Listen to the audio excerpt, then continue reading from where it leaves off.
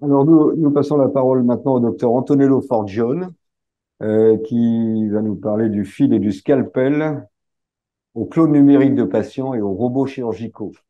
La quête d'un nouveau modèle technologique et universel pour former les chirurgiens du troisième millénaire. Le docteur Forgione qui exerce à Milan et qui est également un fidèle habitué de l'IRCAD à Strasbourg. À tous. En fait, depuis le mois d'avril, j'exerce à Strasbourg. Ah, Je c'est reviens ça. de Strasbourg après que j'ai vécu pendant 6 ans. J'ai fait mon doctorat de recherche, j'ai fait mon clinica. Je suis ancien chef technique des hôpitaux de Strasbourg. Et là, depuis avril, je suis le directeur de l'ICAD avec M. Marsco. Et je vais vous parler de la chirurgie. J'espère que là, tout ça va bien passer. Donc, voilà. La chirurgie, en termes d'éducation, qu'est-ce qu'on peut faire? Bien sûr, en venant de Strasbourg et de l'ICAD, on peut parler très bien de ça. On sait bien que la chirurgie, par rapport à tous les autres domaines de la médecine, elle est caractérisée par le fait qu'on doit interagir avec les corps du patient. On peut faire ça par différents outils et les chirurgiens, notamment, ils le font en utilisant la main. Et ça, c'est le concept lui-même de la chirurgie. Voilà, que c'est un mot qui vient du grec, on le sait bien. Euh, dans les années, comme on le sait bien, la chirurgie, surtout à la chirurgie française, elle a évolué vers la chirurgie mini-invasive laparoscopique.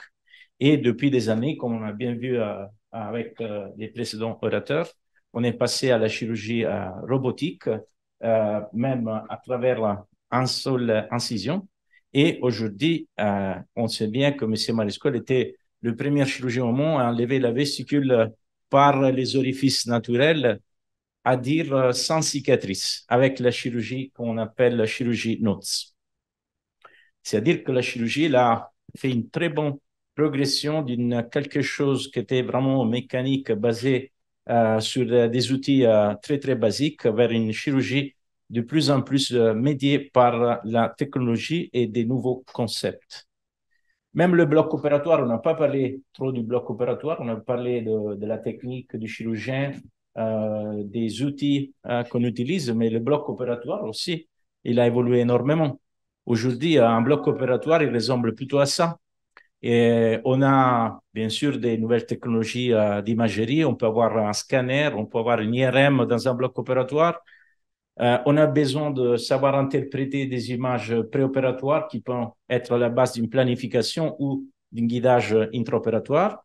Et surtout, il y a une multidisciplinarité. On travaille ensemble avec des anesthésistes, des radiologues, des gens qui comprennent beaucoup mieux que nous des signaux physiologiques.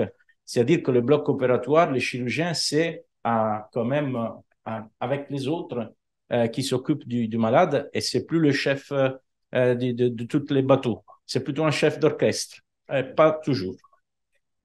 Mais si on regarde l'éducation, concernant l'éducation, on revient toujours à cette image. Je pense qu'on est tous très familiers avec cette image de M. Holsted, qui au début de l'ancien siècle, il a dit que pour apprendre la chirurgie, il faut regarder, il faut faire exactement la même chose et il faut apprendre exactement la même chose à tout le monde. C'est un concept que je dis, ça colle un peu, pas, je pense, très bien avec tout ce qu'on a vu auparavant. Et même si on utilise des nouvelles technologies, par exemple, grâce à la cellule, on peut transmettre les images même à grande distance, on peut être un peu plus confortable, mais on est toujours en train de regarder. Et comme on fait, si alors on dit que la chirurgie, c'est l'utilisation des effets physiques, les mains, les outils, etc., pour exercer notre profession en tant que médecin. Alors, il y a la pyramide de l'apprentissage, the learning pyramid. Et cette pyramide, elle a été montrée qu'avec, en regardant seulement, en écoutant seulement, ou même avec des démonstrations audiovisuelles, on n'apprend que 20% de ce qu'on entend. C'est pas très efficace. Enfin, c'est pas très efficace. Il faut vraiment arriver à la practice Ah doing bah oui. pour apprendre une large partie de tout ce qu'on voit, de tout ce qu'on écoute, de tout ce on peut effectivement apprendre grâce à cet apprentissage. Il y a aussi d'autres critical issues, d'autres problèmes aujourd'hui dans l'enseignement. C'est-à-dire que sur le plan éthique, c'est difficile de proposer qu'est-ce qu'on a vu avant par l'orateur qui a parlé les grands chirurgiens qui a fondé la chirurgie française, on ne peut plus dire qu'on va essayer sur vous pour la première fois de faire un geste opératoire.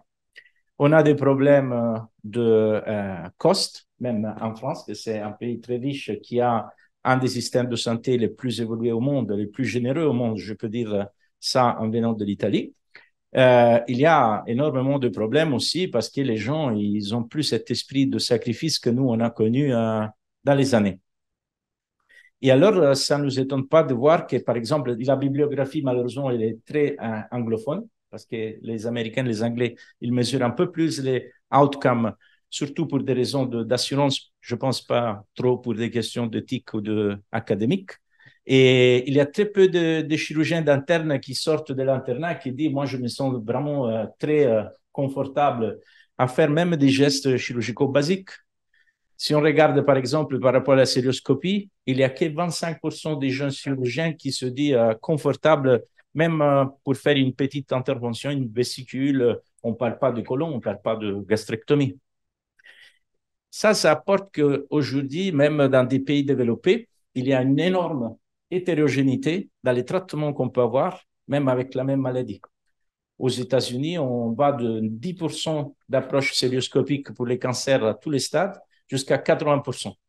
Ça, c'est pour moi un signe éclatant d'échec de l'enseignement. Ça ne peut pas être qu'il y a dans un hôpital quelqu'un qui fait toujours de la cellule et dans un autre hôpital quelqu'un qui ne la fait pas du tout. Si la cellule elle est valable, elle est valable. Il faut la faire. C'est comme, moi je dis toujours, c'est comme si on va chez les traitants et ils nous donnent encore la pénicilline alors qu'on est à la céphalosporine de 15e génération. Ce n'est pas trop correct. Il y a une autre donnée sur laquelle réfléchir très forte. Je ne sais pas exactement si on peut considérer ça comme comment je peux dire, une pierre miliaire, mais c'est sûrement un donné très intéressant à considérer. Bon, apparemment, la médecine, c'est la troisième cause de mort aux États-Unis après les cancers et les accidents vasculaires. Et concernant le niveau de risque, on est plus ou moins au niveau de bungee jumping et mountain climbing. Alors que les airlines flight et les nuclear power, ils sont entre les ultra safe activités de l'homme. Juste pour être un peu plus effectif dans le message, c'est comme si chaque semaine, on aura 20 accidents aériens dans le monde avec des milliers de morts toutes les semaines. C'est comme si on rentre dans l'avion jeudi pour rentrer à Strasbourg, moi ou vous, chez vous, et on pense que c'est un chirurgien qui va conduire l'avion. Je pense qu'on sera un peu moins confortable. Tout ça lié aussi à un fait qu'il y a un cost dans les complications chirurgicales que ce n'est pas négligeable. On peut arriver à payer 3, 4, 5 fois plus qu'est-ce qu'un système de remboursement public peut donner pour une intervention tout à fait simple. Une colectomie qui va bien, elle est remboursée 6 000 €, mais s'il y a un lâchage anastomotique, et ça a été montré dans plein de papiers scientifiques, ça peut arriver à coûter 60 000, 70 000 € facilement, parce qu'on va en réa, parce qu'on a besoin de plusieurs scanners. Peut-être qu'il faudra faire un traitement ouvert de l'abdomen, ça ne va pas. Les complications chirurgicales, ça coûte aussi énormément. Mais ça vient après, bien sûr, le côté éthique que nous, on veut que notre malade va bien. Voilà. Moi, je pense personnellement, à partir de cette expérience-là, je pense qu'il faut voir un peu les choses différemment. C'est pas facile du tout. Il faut vraiment réfléchir bien. On sait bien que ça ne dépend pas seulement de la catégorie des chirurgiens, mais c'est quelque chose qui va toucher plusieurs domaines de la société. Mais nous, autant que chirurgiens, je pense qu'on a les droits un peu et les devoirs aussi de dire qu'est-ce que c'est bien, qu'est-ce que c'est pas bien. Et alors, personnellement, moi, j'ai appris que quand les choses, on commence par la base, par les racines des choses, on peut arriver vraiment à créer quelque chose qui est très fort et qui peut résister à tous les événements. Et alors, je pense qu'il faut partir de la définition de qu'est-ce que c'est un chirurgien qui sait faire son métier. C'est un chirurgien qui doit avoir des habilités physiques et psychophysiques, je dirais, des reconnaissances, parce que nous, c'est vrai que parfois, ils nous correspondent à des artisans. Je ne pense pas que nous sommes des artisans. Je pense que parfois, on est des artistes. Mais il faut avoir aussi un côté très sérieux, très structuré des connaissances scientifiques aujourd'hui, surtout qu'on est dans les domaines de la evidence-based medicine. On n'est plus à l'époque, on peut essayer de mettre de l'huile bouillon sur la peau. Il faut être capable de faire certaines choses et il faut mesurer après les outcomes cliniques. Qu'est-ce que nous, vraiment, on fait pour les malades? Et ça, c'est quelque chose qu'aujourd'hui, on fait très, très peu. Il y a normalement une agence qui va venir, qui va nous dire, ben, je vais mesurer votre taux d'infection, je vais vous mesurer votre taux de lâchage. Mais en fait, je pense que le self-audit, ce que nous, on apprend de nous-mêmes, c'est la meilleure façon de s'améliorer. Alors, si on regarde les habiletés, ça, c'est un sujet très délicat parce que dans un concept d'égalité, si on dit qu'il y a quelqu'un qui peut faire les choses mieux que d'autres, c'est un peu sensible, je sais, mais ça a été montré. Si on croit la science, si on croit le métro de Paris, qui a été défini il y a des années, ben, il faut croire à la science. Si la science dit qu'on n'est pas tous pareils, il faut l'accepter. Et ce monsieur Alfred Pucheri, que c'est un chirurgien d'origine maltaise qui a travaillé toute sa vie en Angleterre, il a montré de façon scientifique qu'il y a des gens qui apprennent à faire des gestes plus vite que d'autres, mieux que d'autres, qui sont plus doués que d'autres. Et nous, on doit le dire. C'est l'évidence. Ça a été montré aussi d'une façon un peu plus sophistiquée en utilisant de functional MRI, qu'ils ont montré qu'il y a quelqu'un qui arrive à faire le même geste dans 10 minutes, alors qu'il y a d'autres qui le font dans 70 minutes. Il y a une différence. Et ça, c'est à la base. Ce n'est pas à la fin. Vers la fin, on arrive plus ou moins le même niveau, mais au début, on est très différents. Et on n'arrive pas tous à le même niveau. Alors, sur ce côté-là, je ne vais pas trop insister. Il faut peut-être améliorer la sélection des chirurgiens. Il ne faut pas tout prendre pour dire qu'on a des chirurgiens. Nous, on a vu ça, par exemple, je parle de mon pays comme ça, je ne vais pas être méchant avec la France, mais dans nos pays, à un moment donné, on avait très peu de chirurgiens, très peu de médecins, on a tout pris. Et de toute façon, il faut remplir des casiers et on va les prendre. Il faut apprendre la science de la chirurgie, de la médecine, et on utilise encore les bouquins. Désolé, moi, j'adore les bouquins classiques. Je suis un amateur de l'histoire de la médecine. Je pense qu'il faut vraiment regarder là pour apprendre comment les choses ont évolué. Mais aujourd'hui, on a d'autres moyens. On a tous les gens aujourd'hui utilisent de metadata, des meta-links, etc. parce que c'est plus engageant. On peut apprendre les choses beaucoup plus facilement et ça va nous impressionner beaucoup plus. Même si on sait bien que ça reste à 20% du niveau d'apprentissage, mais c'est quand même une étape supplémentaire. Alors, si on veut améliorer la connaissance, il faut utiliser de plus en plus les new media. Et moi, je suis vraiment très content qu'ici, on est dans les histoires de la chirurgie, mais on utilise YouTube, on utilise l'interaction, on utilise la registration que tout le monde peut voir. Après, on passe à les topos un peu plus costauds, que c'est le technical skill ou le skill. Parce que quand je vais vous dire, quand je vais vous montrer, on sait bien. Le chirurgien, bien sûr, c'est celui-là qui bouge les mains. Mais d'abord, il faut savoir quand il faut les bouger et quand il ne faut pas les bouger. Parce que si on va le faire, ça va mal tomber. Et ça, c'est quand même, ça fait partie de le jugement de le chirurgien. Mais on a toujours le même problème. C'est que pour le technical skill, on continue à demander aux gens de rester dans le bloc opératoire, regarder comment on fait. Et après, à un certain moment, peut-être quelqu'un va le faire. Et ça, je pense que c'est plus la façon correcte de faire. Aujourd'hui, on a des centres d'entraînement où on peut bien apprendre des gestes de base, comme par exemple faire un nœud, comme faire une suture dans un contexte totalement free of complications. On n'a pas de complications. Si on apprend à faire ça, par exemple, dans un simulateur virtuel ou dans un cochon, on peut apprendre à utiliser très, très bien les nouveaux instruments de coagulation, genre ultrasonique, les ultrasons ou les pinces bipolaires avancées. Et encore mieux, on peut apprendre à utiliser une machine qui c'est très intéressant, comme il a dit le collègue précédent, mais c'est aussi très compliqué à apprendre. Et il y a des papiers, des études scientifiques qui ont montré que pour devenir compétent avec la chirurgie robotique dans les domaines de la chirurgie digestive, il faut faire entre 100 et 150 cas. Et il faut se rappeler aussi que la chirurgie robotique, c'est un travail d'équipe. Il ne faut pas former seulement le chirurgien à utiliser les petits instruments. Il faut former l'équipe à installer la machine. Et comme on l'utilise, ça peut changer énormément aussi le problème de coût. L'autre problème, c'est qu'aujourd'hui, comme ça a été anticipé déjà, il n'existe plus seulement le robot Da Vinci. il y a plus ou moins une centaine de sociétés qui sont en train de sortir avec des robots dans tous les domaines, la robotique, la neurochirurgie, bien sûr la chirurgie générale, et comme ça. Et alors, comment on fait? Combien de robots je dois apprendre à utiliser? Je dois les savoir tous ou je dois apprendre juste celui-là que je vais utiliser? Bon, à l'IRCAD, on a plusieurs plateformes robotiques. Ça a été déjà cité, le CMR. Il y a la société Medtronic qui a développé encore un robot qui s'appelle Hugo, mais il va y avoir encore des dizaines et des dizaines de sociétés qui vont mener des robots. Alors, un chirurgien compétent, il doit savoir utiliser combien de robots? Moi, je n'ai pas de réponse. Je pose juste une question. L'autre chose que pour les chirurgiens, c'est très important, c'est de gérer l'anatomie. Moi, je pense que le côté technique, aujourd'hui, on a plus ou moins clarifié qu'il faut utiliser des labos pour apprendre tout ça. Mais la chirurgie et l'anatomie chirurgicale, c'est pas gagné. Moi, je pense qu'il y a beaucoup de gens, moi, je vois plein de chirurgiens qui viennent à l'IRCAD, mais pas seulement à l'IRCAD, qui ne connaissent pas forcément l'anatomie. Mais est-ce qu'on doit utiliser encore des cadavres ou est-ce qu'on a de nouveaux moyens pour apprendre l'anatomie, surtout l'anatomie spécifique du malade?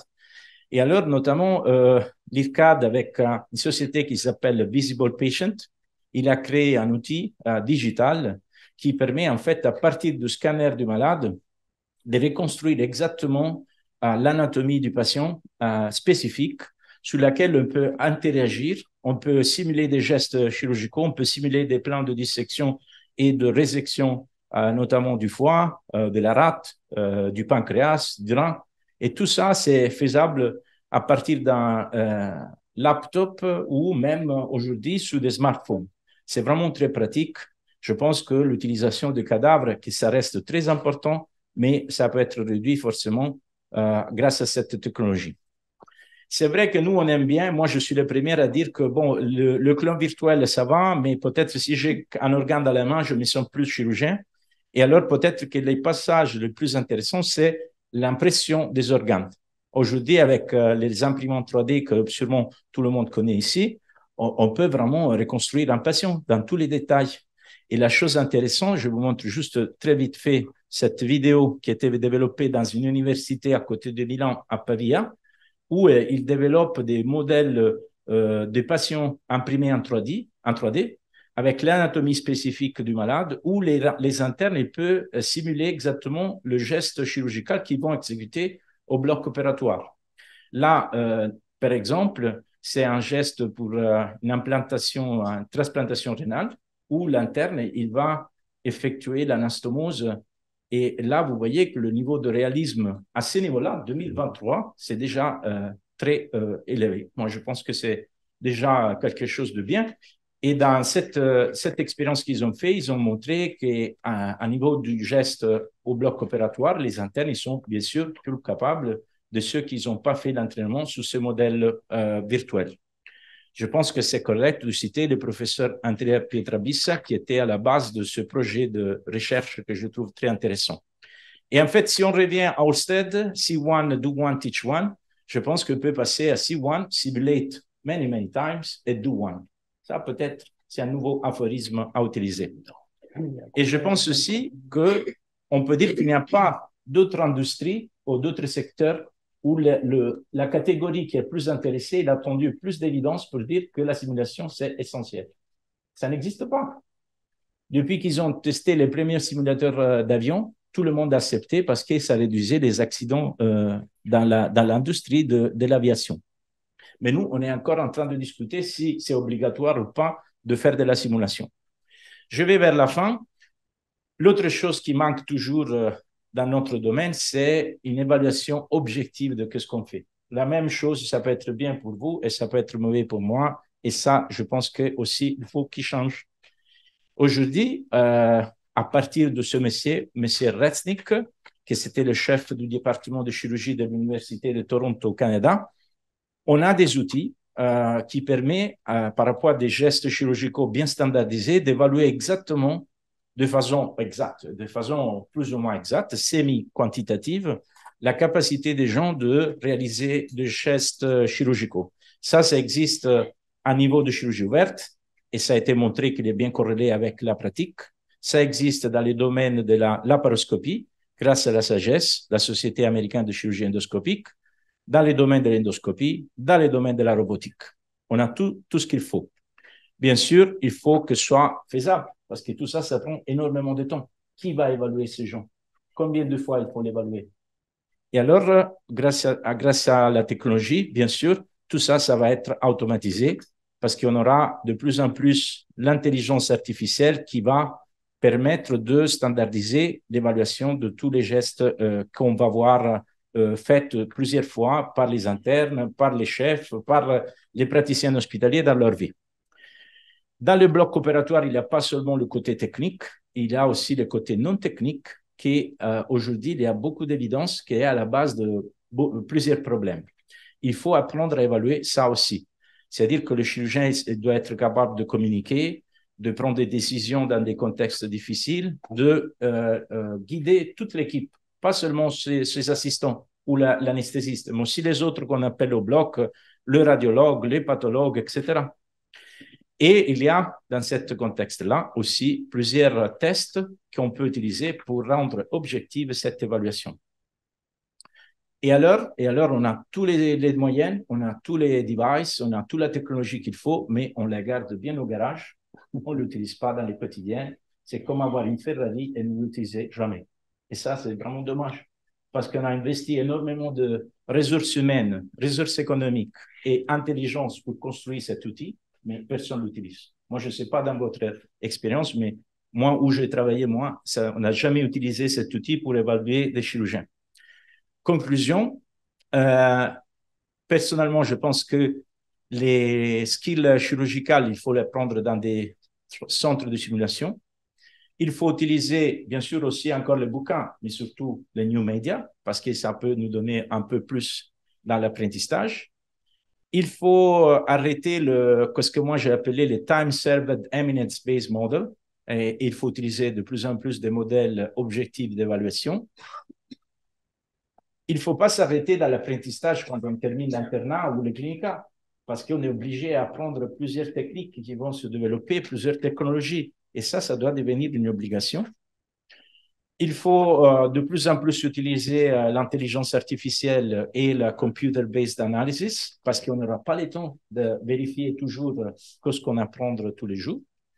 On a parlé un peu de ça, la relation avec les industriels, je pense que c'est fondamental parce que, par exemple, je pense qu'à l'IRCAD, mais pas pour parler de l'IRCAD, mais il y a des centaines de millions de matériels qui sont installés par les sociétés.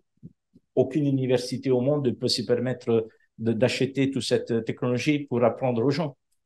C'est un partenariat, c'est une collaboration. Mais bien sûr, une institution comme l'Académie de chirurgie et les autres institutions académiques, il faut qu'elles s'engagent très fortes pour interagir à niveau politique, à niveau du ministère de la Santé et dans les sociétés, bien sûr, internationales pour établir une roadmap pour arriver à que la chirurgie soit un peu plus sûre. Merci beaucoup et désolé pour le diapo en anglais. Bien, merci. Vous avez décrit ce que devrait être un monde parfait Oui. pour la chirurgie et en même temps, vous nous avez fait un résumé de notre futur congrès chirurgie 4.0 parce que nous allons développer chacun des points que vous avez cités avec justesse. Mais il y a ce monde-là et puis il y a la réalité qui font même que certains chirurgiens se posent encore la question du réel apport du robot. Ah oui, on a entendu notre collègue Le Ploc-Prigent tout à l'heure, à juste titre, pour avoir eu à gérer la transition quand j'étais président de l'Association française d'urologie il y a près de 15 ans maintenant, entre l'arrivée du robot, on voyait s'opposer, comme dans toute nouveauté, le monde des anciens et des modernes, vous savez ce que c'est. Et bien, cette transition, elle est réelle, elle est pratique, elle est concrète. Tout le monde ne peut pas s'équiper, vous l'avez dit, ça coûte très cher, même les universités. Et il faut savoir gérer cette transition. C'est un des rôles d'ailleurs de l'académie que d'être là en modérateur et de s'intéresser, vous avez mis le doigt dessus, sur la formation. Alors, nous avons actuellement, Philippe Marr s'est absenté un instant, un intérêt particulier pour la formation, comme vous l'avez signalé. Les étudiants, on le sait depuis toujours, quand ils sortent, enfin les étudiants de troisième cycle, lorsqu'ils sortent de la formation, ils ne sont pas complètement au point. je me méfierais plus de me faire opérer par les 34% qui se disaient tout à fait prêts à tout opérer que les autres qui ont l'humilité de reconnaître qu'ils ne savent peut-être pas encore bien opérer. Et ceux-là bénéficieront sans doute encore de quelque chose que il ne me semble pas que vous ayez cité, mais qui fait quand même la force de la chirurgie française, c'est le compagnonnage. Moi, à choisir entre la simulation et le compagnonnage, je choisis encore le compagnonnage, même si l'exploit technologique de nos collègues italiens montrait que la simulation avait un intérêt, mais parfois, elle se confronte à la réalité, à des variations anatomiques, cette simulation. Et nos jeunes chirurgiens doivent avoir déjà l'expérience par le compagnonnage de toutes les variations et les difficultés qu'ils peuvent avoir lors d'une véritable dissection. Enfin, moi, je parle de chirurgie viscérale. Parfois, on le sait, qui est difficile dans les reprises, etc. Chose qui est impossible de simuler. Voilà, je ne voudrais pas faire la conférence d'après la conférence, mais ce sont les quelques remarques que m'ont évoquées votre très belle conférence, très bien illustrée. Merci. Et qui met le doigt sur des choses qui sont très justes et qui, en fait, montrent là où on doit aller et comment on doit aller. Et je ne doute pas que votre expérience à l'IRCAD nous bénéficie sur ce sujet. Voilà. Des commentaires ou des Oui, j'aimerais bien. Oui, j'aimerais bien intervenir. Oui, alors, oui, Pierre de Valais, je crois, c'est ça?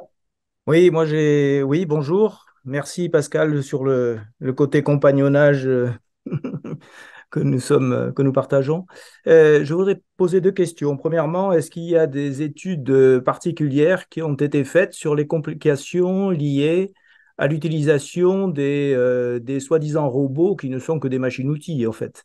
Voilà. Est-ce qu'elles sont publiées? Parce qu'il y a quand même un certain nombre de chirurgiens qui ne sont pas des réactionnaires, mais qui se méfient de l'utilisation de ces robots parce qu'il y a des complications spécifiques et il y a des centres qui refusent d'utiliser ces choses. Et je ne parle pas de la navigation que je connais bien en orthopédie et que j'ai moi-même utilisée depuis son origine.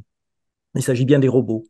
Et enfin, moi, j'aimerais poser la question inverse sur le principe même du numérique, etc. C'est que quelle est finalement la valeur ajoutée d'un chirurgien humain dans cette histoire? Parce qu'on dit sans arrêt qu'il y a des dangers à laisser l'intelligence artificielle et le numérique prendre la main, mais on est en train de former des générations de chirurgiens qui perdent complètement la main au sens propre du terme, et ils ne pourront pas reprendre un défaut éventuel ou une panne d'une machine qui aura, parce qu'ils ne sauront plus faire autre chose que ça. Donc, en fait, on a l'impression que l'humain est en train de préparer son propre remplacement, parce qu'il n'est pas vrai qu'on pourra à terme réguler si on n'est pas capable de prendre la main et de résoudre des problèmes et de s'adapter à une situation imprévue que n'aura pas prévu l'algorithme inclus dans la machine. Merci pour cette question. Une réponse tout à fait synthétique. Oui, oui. Deux grandes questions et très bonnes questions, merci. Je parle de la deuxième. Alors, comme on a souligné avant, les robots, en fait, ils ne sont pas des robots, ils sont des télémanipulateurs qui sont totalement sous contrôle du chirurgien. Et c'est-à-dire que, bien sûr, le chirurgien doit être humble, capable et bien conscient de ce qu'il fait. L'aide de la machine télémanipulée, ça rapporte la précision, la dextérité et tout ça qu'on a bien vu dans les précédents lectures. Concernant les gestes totalement automatisés, aujourd'hui, même les robots automatiques dans les domaines de l'orthopédie, ils ont toujours un contrôle de l'orthopédiste, et qui à tout moment, il peut bloquer la machine. Et même, je ne me trompe pas, il y a beaucoup de ces robots qui sont capables de cibler exactement où mettre la vis ou faire, par exemple, une poncture, où le chirurgien, c'est toujours lui qui visse la prothèse ou où il approche le traitement. C'est-à-dire que le robot, il fait le positionnement exact de l'outil, mais après, c'est toujours le chirurgien qui fait le dernier geste. Concernant comment on gère les urgences et tout ça, ben ça c'est un défi bien sûr de l'éducation qu'il faut faire face. c'est très compliqué. Je pas dit, moi, je ne suis pas du tout un partenaire que tout le monde, tout sera fait par les robots. Absolument pas. C'est toujours les chirurgiens qui contrôlent toute cette technologie. Et concernant l'autre question qui est très, très intéressante, bien sûr, les télémanipulateurs, comme ça on commence à clarifier un peu la nomenclature, ils sont des machines. Comme tous les ordinateurs, ils peuvent se bloquer. Le robot, c'est un ordinateur qui a des outils à la fin. Et il y a la chose que je pense qu'il faut considérer, que nous, on sait bien, les chirurgiens ne sont pas toujours contents de reporter leurs complications. Ils ne font pas forcément une analyse très structurée de ce qu'il passe dans le bloc opératoire. Moi, j'utilise normalement des ciseaux à ultrasons, des pinces bipolaires avancées, etc., qui se bloquent aussi. J'ai utilisé des agraphoses qui n'ont pas fait l'agrafage et pas forcément se reporter à niveau de boîte, alors que les robots, étant des systèmes digitalisés, ils communiquent immédiatement à la boîte s'il y a un problème. C'est-à-dire qu'il y a un rapport qui est obligatoire vis-à-vis de l'FDA américain, où tous les problèmes, tous les défis de la machine lui-même, ils sont reportés de façon plus ou moins automatique. Alors, bien sûr, il y a des problèmes spécifiques parce qu'on utilise une machine très complexe, mais je ne pense pas qu'ils sont plus des problèmes qu'on a quotidiennement dans les blocs opératoires avec d'autres outils chirurgicaux. Voilà, et puis il y a la question. Alors, dernière question. Oui, c'était simplement une remarque par rapport à ma discipline, et puis une remarque générale. Je pense que la robotique s'imposera si elle apporte des améliorations, et si elle apporte des ennuis, elle ne s'imposera pas naturellement. C'est une évidence. Alors ensuite, la deuxième chose, c'est qu'en ophtalmologie, par exemple, on a eu ce débat il y a à peu près 25 ans quand on travaillait de façon manuelle avec des cryodes. Il y avait à cette époque-là des très bons chirurgiens, un peu chevalier blanc, qui disaient moi je ne sacrifie pas des patients, etc. On a eu ce débat et alors il s'avère que avec le temps qui a passé, l'électronique nous apporte énormément de choses par les précisions, ça nous apporte des tas d'informations et ça nous a permis de faire des progrès prodigieux dans la précision de la chirurgie ophtalmologique. Voilà, c'était simplement ce que je voulais dire. Et donc, effectivement, je pense que la robotique s'imposera par les progrès après la courbe d'apprentissage et l'évolution. Merci. Bon, Merci. je pense que tu voulais... Non, je voulais juste rappeler que l'Académie organisera le 15 mars prochain une journée entière consacrée à la formation. Et effectivement, il y a beaucoup à dire, et qui sera coordonnée par Philippe Marc, qui est ici, et qui est passionné de ces sujets. Et donc, voilà. Et que le 7 et 8 décembre, on parlera de digitalisation, de robots, et donc on aura le temps de développer. Merci beaucoup. Merci à vous.